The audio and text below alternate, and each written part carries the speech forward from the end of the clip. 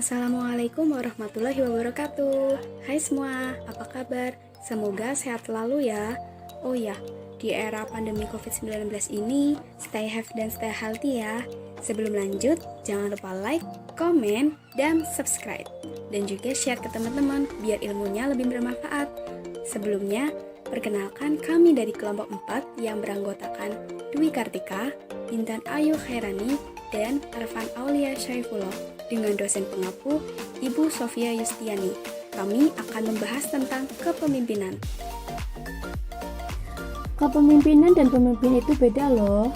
Kalau pemimpin itu orang yang memimpin kelompok 2 orang atau lebih, baik organisasi maupun keluarga.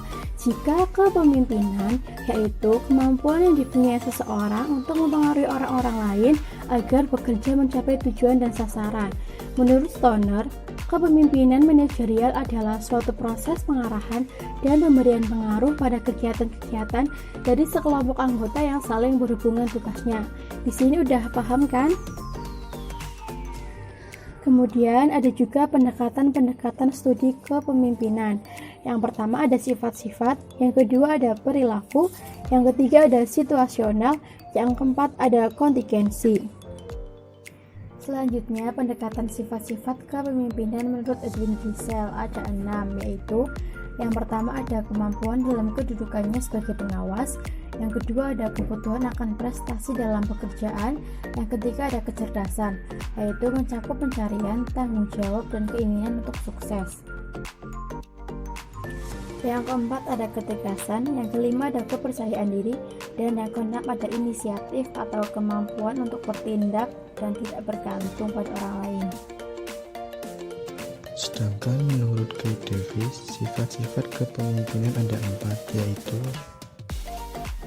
kecerdasan, kedewasaan, dan keluasan hubungan sosial, motivasi diri dan dorongan prestasi, sikap-sikap hubungan manusiawi.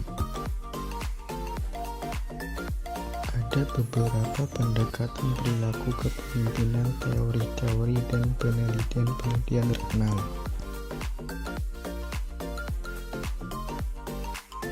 Yang pertama, teori X dan teori Y dari Douglas MacGregor. Biasanya, seorang pemimpin yang menganut anggapan-anggapan teori X akan cenderung menyukai gaya kepemimpinan otokratik. Sebaliknya, pemimpin yang mengikuti teori Y akan menyukai gaya kepemimpinan partisipatif atau demokratif. Yang kedua, studi Michigan dari Francis Liggett. Mereka menemukan bahwa para penyelia yang mempraktikkan pengawasan umum dan berorientasi pada karyawan mempunyai semangat kerja yang lebih tinggi dan produktivitas yang lebih besar. Yang ketiga, kisi-kisi manajerial dari Black and Moulton. Kisi-kisi ini berkenaan dengan orientasi manajer pada tugas atau produksi dan karyawan atau orang, serta kombinasi antara kedua ekstrim. Yang keempat, studi Ohio State memiliki 2 faktor, yaitu A. Faktor consideration, menggambarkan hubungan yang hangat antara seorang atasan dan bawahan, adanya saling percaya, kekeluargaan, dan penghargaan terhadap gagasan bawahan. Yang B. Initiation struktur, menjelaskan bahwa seorang pemimpin itu mengatur dan menentukan pola organisasi, saluran komunikasi, struktur peran dalam pencapaian tujuan organisasi, dan cara pelaksanaannya. Pendekatan situasional. Pendekatan situasional menggambarkan bahwa gaya yang digunakan adalah bergantung pada faktor-faktor seperti situasi, karyawan, tugas, organisasi, dan variabel-variabel lingkungan lainnya.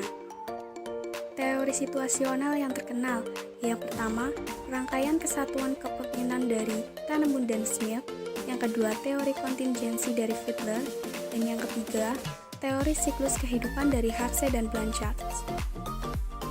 Mary Parker Folt mengatakan ada 3 variabel kritis yang mempengaruhi gaya kepemimpinan, yaitu yang pertama pemimpin, yang kedua pengikut atau bawahan, dan yang ketiga situasi.